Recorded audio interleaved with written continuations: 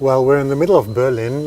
We are at the Innovators Forum of the International Civil Society Center, which basically means we have representatives from organizations of civil society, some political activists, some people from media, who are coming together to test and talk about how to deal with the growing divides in society and how to address and counter some of the populist and authoritarian movements out there.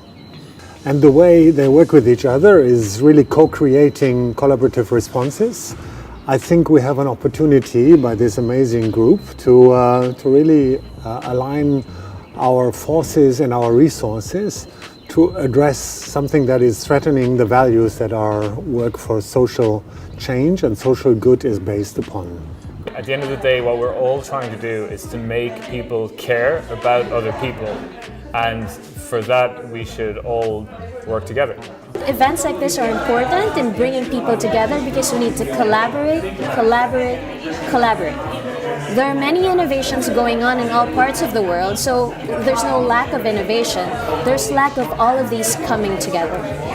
Events like this are just absolutely so critical for us to make sure that we're in a space where we can be learning from our partner organizations, from others in the network.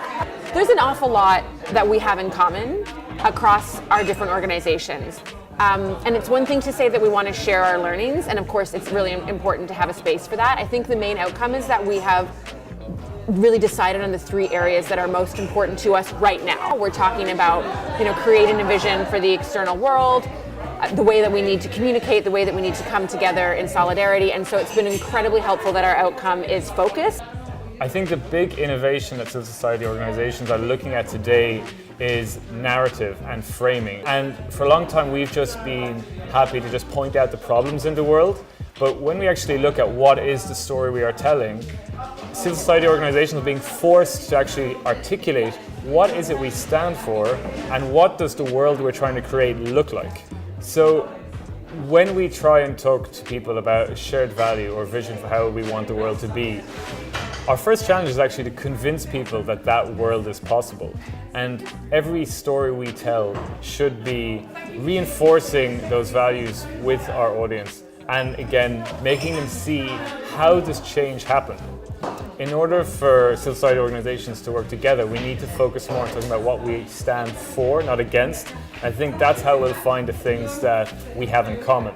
And so one approach that can work is called hope-based communications, which is basically focused on shifting from fear to hope, from talking about the problems, talking about the solutions, from talking about threats to opportunities, but also, again, above all, shifting from just pointing at the things we're against to being better able to actually speak simply about the things we stand for.